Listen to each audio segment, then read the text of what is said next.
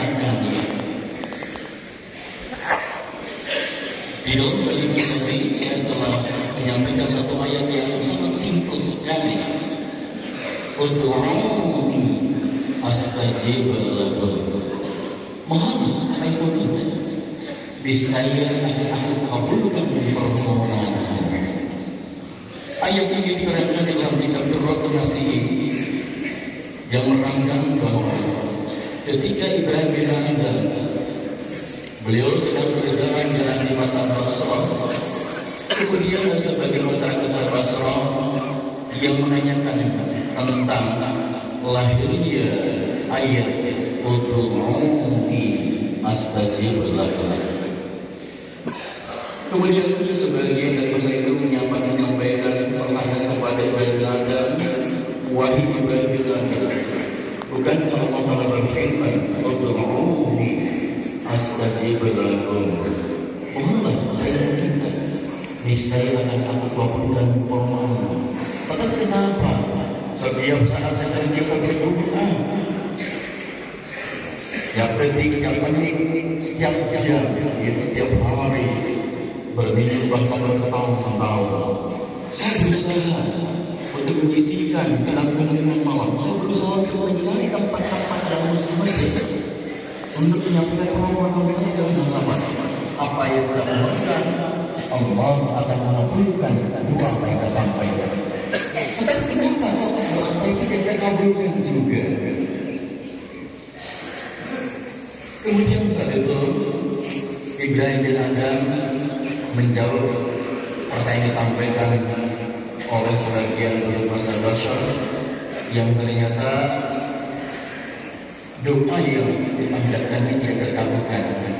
Kemudian juga menyampaikan la yaqbalu du'a min qalbil ghafil.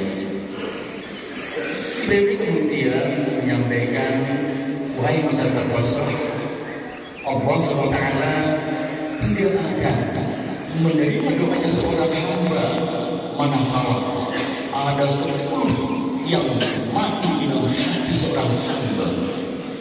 Jadi pada saat oleh berbagai ini saya tidak akan mendapatkan 10, tapi cukup 1 saja.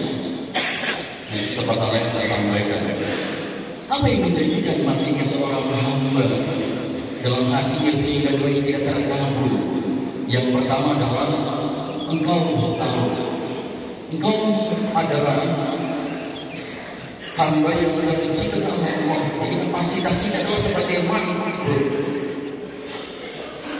sesuatu yang diciptakan oleh Allah, dan Allah adalah hamba yang Allah adalah yang telah menciptakan kita. Ada sebuah konsekuensi bahwa karena kita ini adalah sesuatu yang diciptakan Allah dan Allah adalah zat pencipta, ada kewajiban kita untuk menyembah terhadap zat yang telah menciptakan kita.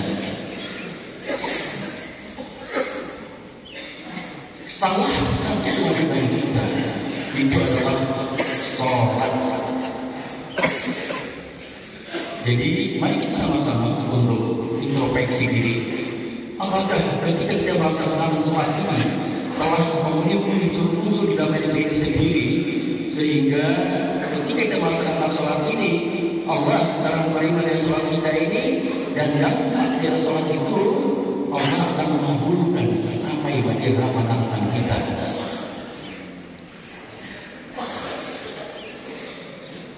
Sholat di dalam itu saya sampaikan itu mengandung 3 manajemen di waktu.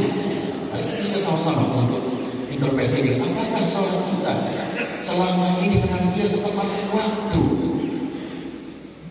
Bukankah Allah berfirman, "A'udzu billahi minasyaitonir rajim. Bismillahirrahmanirrahim. Inna sholata kanat 'alal mu'minina kitaban mawquta." Kita mantap di atas kita bahwa sesungguhnya sholat itu adalah waktu yang telah ditentukan waktunya atas orang-orang yang beriman. Ya tahu masalah ini bahwa subuh itu jatuh pada pukul 4 kurang lebih sekitar 10 menit atau 12 menit. Sesungguhnya kalau keberadaan kita sebelum tiba saatnya waktu sholat itu, kemudian kita datang lebih dahulu, itu akan ada banyak sekali nilai ibadah-ibadah yang kita lakukan. Allah berbeda rekan-rekan dari atas dari bawah produk sendiri sebelum tiba ada di rumahnya, maka ada beberapa hal yang dapat dilakukan dari mulai itu ketika kita sholat wudhu itu masuk ke dalam masjid ada dari ibadah yang dapat dilaksanakan itu adalah sholat wudhu. Soli sekarang wudhu rokaat ini tidak hilang. Niatnya begitu, kemudian bacanya seperti yang biasa pada umumnya. Barangkali yang belum tahu dalam sholat wudhu bagaimana keutamaannya. Dalam kepada bahwa Rasulullah SAW bertanya kepada Bilal bin Rabah. Kita tahu bahwa Bilal adalah salah satu muadzin yang hidup di zaman dia yang memandangkan dan mengajak kepada Rasulullah untuk melakukan sholat.